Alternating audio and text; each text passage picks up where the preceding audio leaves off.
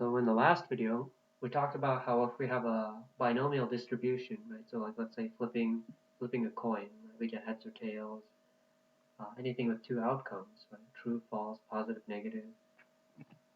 When we add the cumulative sums of all the outcomes, right? So let's say counting how many total heads we have, or you could say total tails, right? It's same thing, right? When we count the cumulative appearance of an outcome over time, we're going to end up with a normal distribution.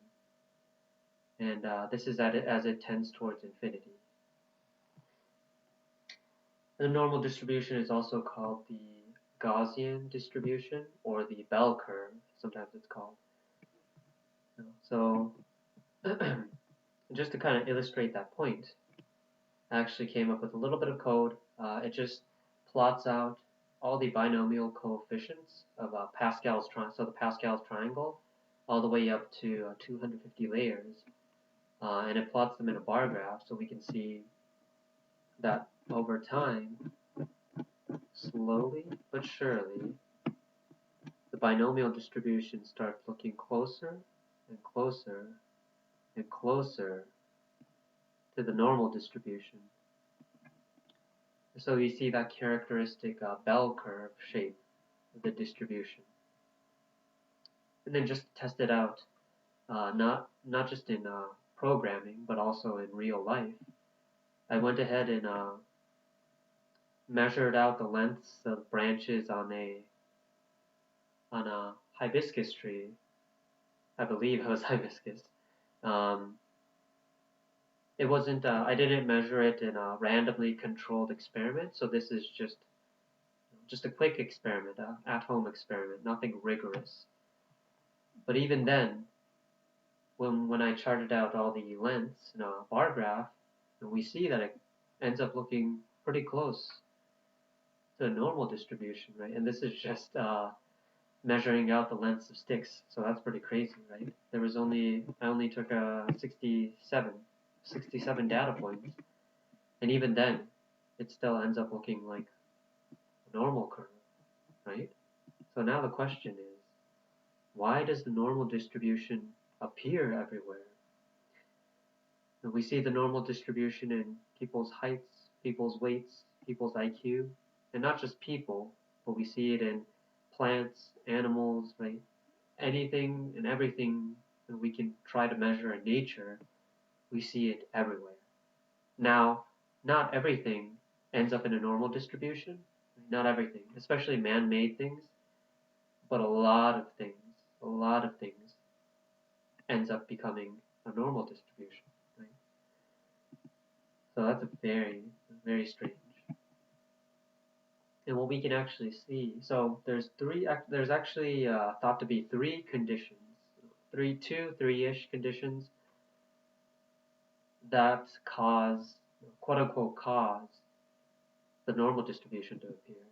And so those conditions, right, those conditions that produce normal distribution, there's an indefinite amount of factors, or no, basically infinite, right? Basically infinite amount of factors, variables affecting the measurement, right? So, for example, if we're talking about plant growth, right? There's a million variables that affect plant growth, right? Sunlight, water, nutrients, microorganisms in the soil, right? The air chemistry, right? How much oxygen, how much nitrogen, right? A million variables that affect how fast, how big, how vigorous a plant grows, right? So there's so many variables, right? We can just call it basically infinite. And second is that all factors are acting independently, right? So one factor doesn't affect the outcome of another factor, right? Rolling a dice. If you roll a 6 once, right, it doesn't increase or decrease the chance of rolling a 6 or any number again, right? So it's all independent. And third, right, all factors are completely random, right? So there's no physical law, right? Like Newtonian mechanics, right? There's not known physical law behind it, right? That allows us to predict what's going to happen. Of course, these are all just kind of things we have to assume. Right? All factors acting independently, for example, that actually probably is never going to be true in the real world, and that's because one thing has to affect another thing, right? It has to in some way. Right? We don't know what way, but it has to, right? And all factors being completely random, randomness is also just kind of like a way of simplifying, immense complexity of a lot of all natural systems, right? Of how plants grow, how clouds form, right? Of how animals behave, right? All these things are so complex. It's just these are conditions which we basically assume so that we can get a normal distribution. And then of course, just a quick aside, univariate mode, it just means there's only one peak, right? There's only one peak, which is the usual standard normal distribution. But if we can have more than one peak, right? We can have 2, 3, etc. Right? We can have hundreds of peaks. That's a little bit much, but we can have as many peaks as we want to, and that's just called multivariate mode. And that gets way more complex. So I won't be diving into that. We'll just stick with the regular, standard, usual normal curve, right? 2-dimensional, right? Nothing 3-dimensional, 4-dimensional. And so kind of to illustrate like those three factors at work, right? I wanted to show kind of like a quick sketch of not just how the normal distribution works, but just how measurements in general, right? This is kind of like a quick basics into, it's not measure theory, this isn't measure theory, but quick idea, right? Idea behind measuring. So for example, if we have something, if we make a measurement A, right? If we make a measurement A, so it's at this location, right? On the number line. It doesn't matter what the number is, we could just say it's like 1, for example, right? And then if we have measurement B, right? This is another measurement, right? It's longer or bigger or taller or right, whatever, right? Whatever we're measuring, right? Let's say it's 3 units, right? Now we have some sort of measurement C, right? That's in the middle between the two. We can have, if we have precise equipment, right, to measure, then we can get more accurate, right? But with the kind of the point I wanted to illustrate is, for example, so in this case I just said 1 centimeter, 2 centimeters, and 1.5, but the units don't really matter that much, right?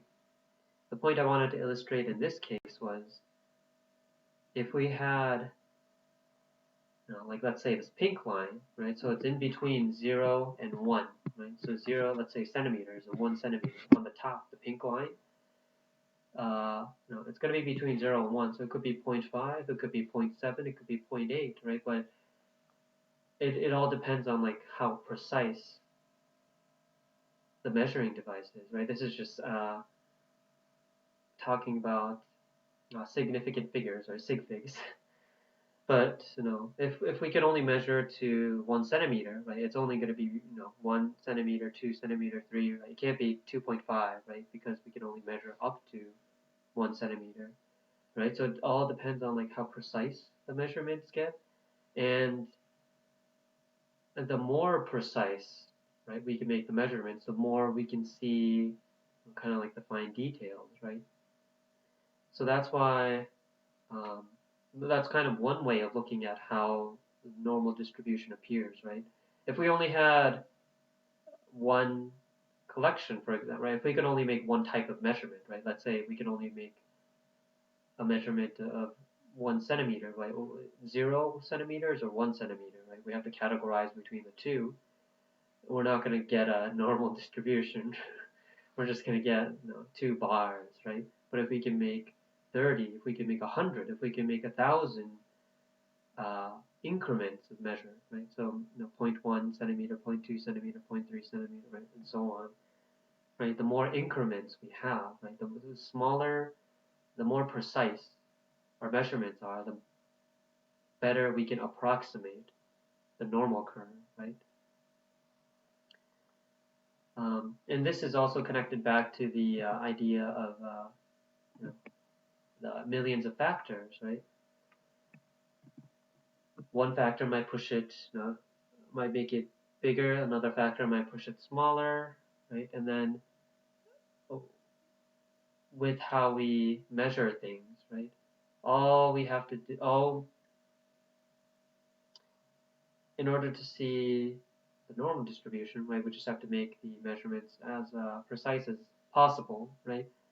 And we can start seeing the normal distribution in finer detail, basically.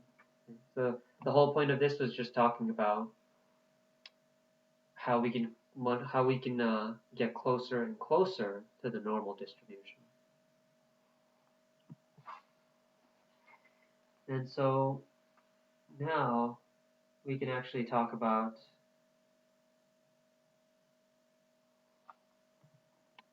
the equation itself, the equation of the normal distribution. This was actually historically, right? Historically, it was actually first. So people started making measurements, and then people kind of saw like this pattern of this weird bell curve happening over and over and over. And because of that, people started trying to figure out what the equation was going to be, right? And then soon enough, right? I believe it was Gauss, because it's called Gaussian distribution. I could be wrong, but someone figured out, that this was the exact equation, the probability density function for the normal distribution. So this is the equation that shows how high the distribution is at a given x, right? And mu, right? So this weird U-looking letter, mu just means the mean, right? The average of the distribution, and this delta, of course, just means standard deviation. Basically, how far apart you can expect the variables to be on average, right? How far apart the variables are on average. Yeah, so it was basically found by trial and error at the beginning. But now, right, we have more precise ways of proving it. Number one, proving it. Number two, calculating it. So number one, for proving it, there's actually a very famous theorem called the central limit theorem. And this is actually a very, very technical proof. Not one that I can get into in this video, nor one that I fully understand. I won't be able to explain it well enough. So I might make that for another video. We'll see. But basically, the idea of the central limit theorem is as you increase the amount of observations you make, right, on any sort of a random outcome, right? So a binomial distribution is the simplest, right? You get a head or you get a tail, right? As you tend towards infinity, you can get, you're gonna get the normal distribution,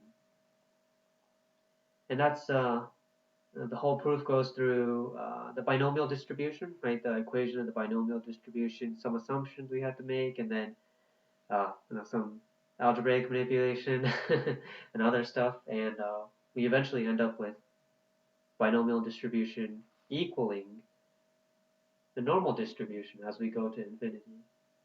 The proof is very complex, as I said. I won't be going into the proof, but later on, we finally figured out how to prove the central limit theorem. But now, right, the question is, how do we calculate it, right? Well, I need to calculate it, right? So there's actually not really two ways. Usually in stats class, we learn how to calculate it just using a z-score table. No, but actually, of course, the z-score itself, where does that come from? Well, we actually can't take the integral of the normal distribution function, when we try to take the integral, we end up with well, we can't do it. Right? We just end up with an error. So we have to approximate it using several numerical integration techniques. I'll also not be going through any of those techniques in this video. I'll go through some numerical integration techniques in the next video, though. So tune in for that one. But basically, right? So what we do with the z-score, when we set z is equal to x minus mu divided by delta, or standard deviation, we're just doing a change of variables on the normal distribution. Right? We're just changing from x to z, right? Whenever we do change of variables, right, we're just gonna there's a certain way the graph changes, right? So I can demonstrate that using a easier function. So here we've got y is equal to x squared, z is equal to x divided by 2, and then we have y is equal to z squared, right? You can see all the colors. So if we have this original equation, right? The original equation y is equal to x squared is just a regular parabola, right? And then we have a change of variables. Right? Z is equal to x divided by 2. So we change the variable from x to z. And then if we do y is equal to z squared, right? We end up with this wider parabola, right? Exactly the same, but it's just a wider parabola. Right? So this is all just the translation, rotation, scaling, like we learned in algebra class. Right? But when we do the z-score, all we're doing, when we do x minus mu, right, we're just translating by mu amount, right? So if we have mu, whichever way mu is usually positive. We usually have a positive mean in real world cases, right? So usually we have something like this, right? So mu ends up mu's a positive number. Let's say average IQ, right? Average IQ is 100, right? So we first have average IQ is 100. Then we do x minus mu, right? So we bring this mu back to the center, right? So we move it to the left, right? When we subtract it. So all we're doing is just translating it, right? Translating it across this line. So this line. So that's what x minus mu is doing, and then divided by delta, right? That's just scaling it, right? So that's making it wider, or narrower, right? Just narrower. So that's all that's doing, right? Just like in the parabola example. And that, right? When we make it into a standard normal distribution, right, with a z-score, then we just get a mean of 0. So it has a mean of 0 and has a standard deviation of 1, and that makes the equation super simple, right? Super duper, much more simple than this more complicated looking equation. Right? So this becomes 0, cancel out, 1, and we just end up with e to the negative z squared divided by 2 divided by square root of 2 pi. And that's much, much easier to calculate. So that's where all the z-score table values come from, right? Once you do that change of variables, you end up with all these values, right? So, let's say if you have a z-score of 0, that means you're at the mean, right? So you're at 50%, right? You're 50%. 50% of the distribution is going to be below the mean. 50% is going to be above the mean. When we make it the standard, right? Standard normal distribution. So that's how that's kind of like the idea behind the normal distribution, right?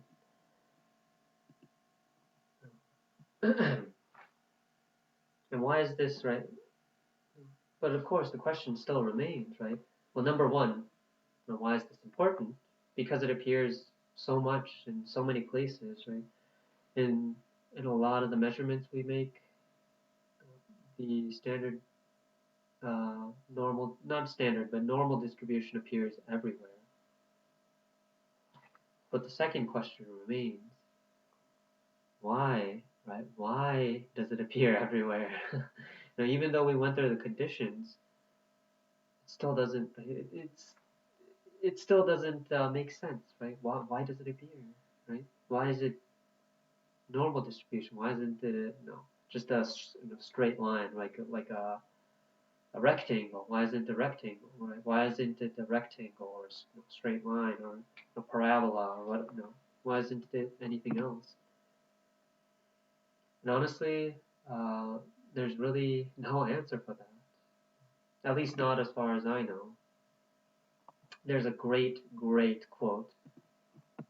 It's by Gabriel Lippmann, who was the inventor of color photography. Right? He had Marie Curie as his student, so very uh, very intelligent, right? Highly intelligent person. And then this was written by Poincaré, another highly intelligent, right, of the Poincaré conjecture. But yeah, Lippmann, when he talked about the normal distribution, everyone believes in the normal law. The experimenters because they imagine that it is a mathematical theorem, and the mathematicians because they think it is an experimental fact. So funny quote, but that basically drives the point. There's really no reason for it. Mathematicians think it's a scientific fact, or scientists think it's a mathematical fact. Neither are quite, it's not quite the full picture of why it happens. Maybe I'm just throwing ideas out. This is completely not related to math. Maybe it's just the way we measure itself, right? The way we make measurements.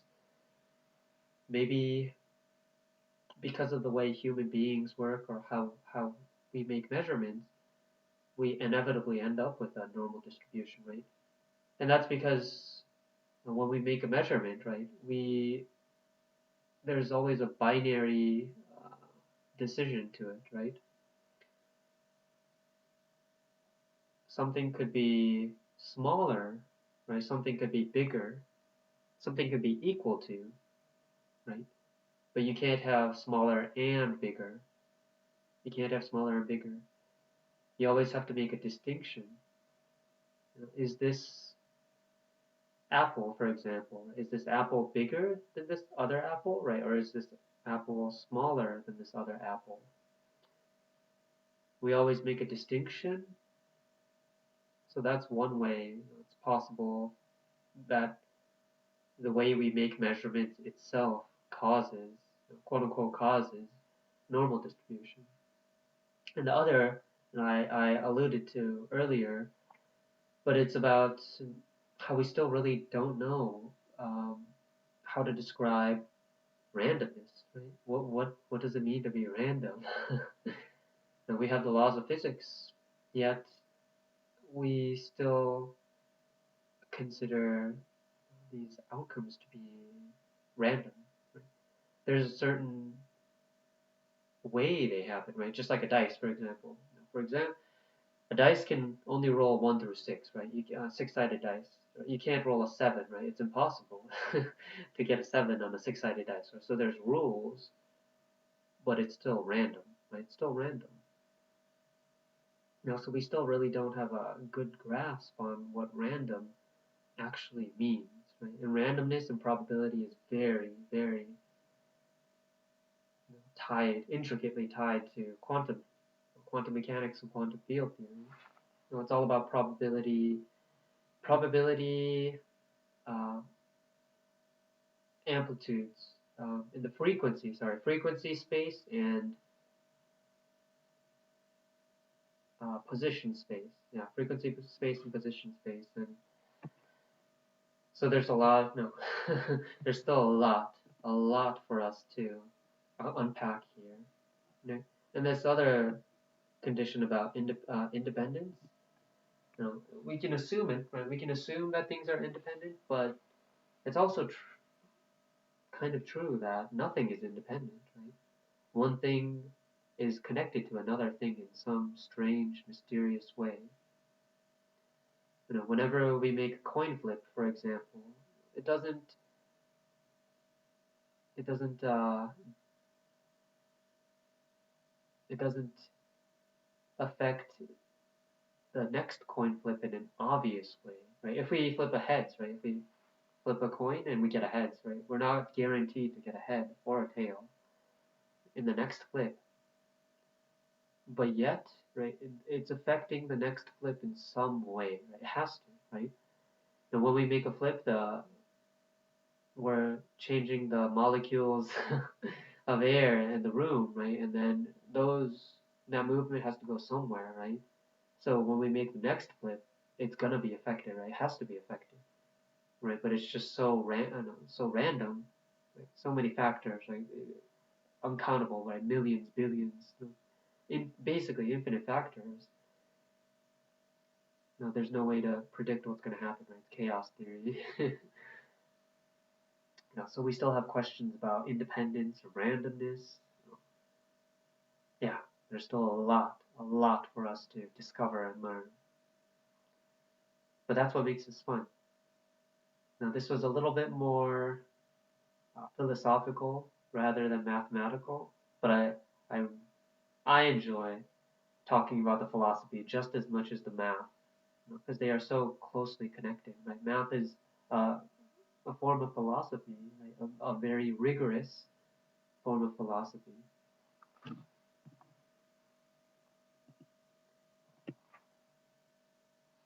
So that was all about the basics of the normal distribution. And next time,